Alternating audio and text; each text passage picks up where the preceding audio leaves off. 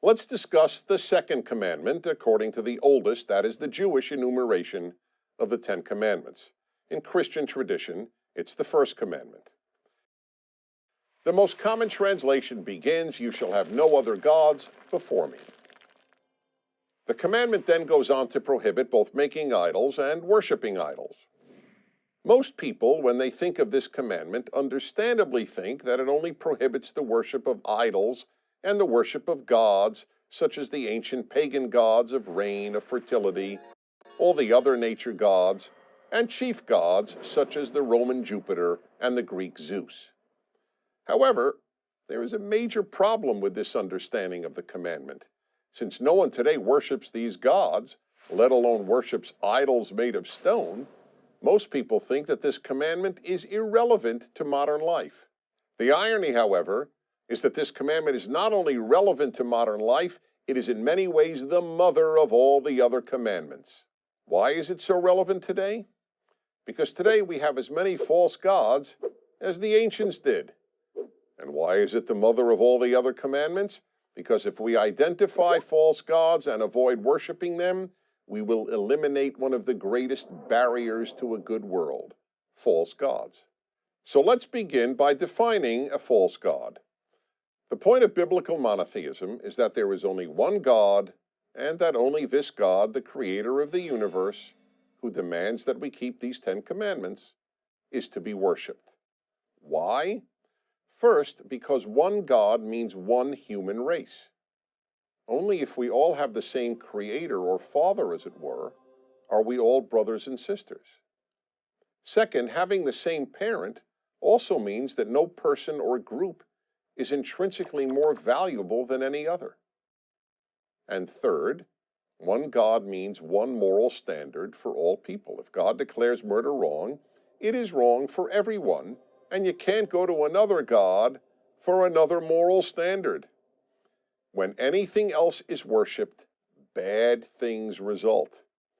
Not only things that can obviously lead to evil, such as the worship of power, or race, or money, or flag, but also things that are almost always seen as quite beautiful, such as art, or education, or even love.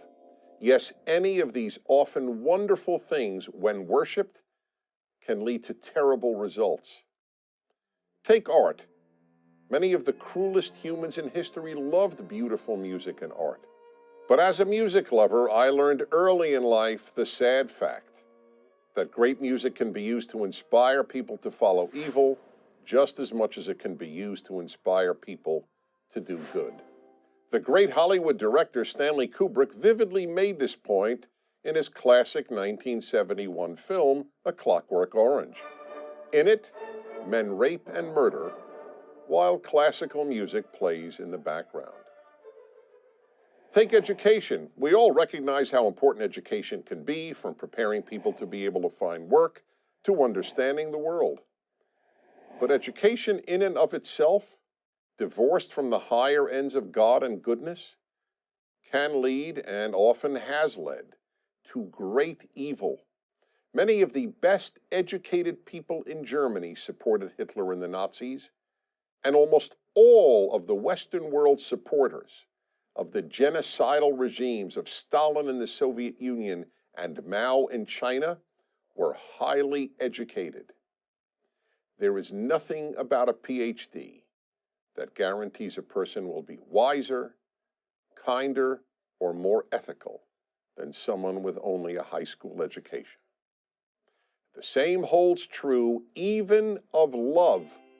Love, of course, is so often beautiful, but it too can lead to evil. In the 20th century, people who put love of country above love of God and goodness often committed terrible evil.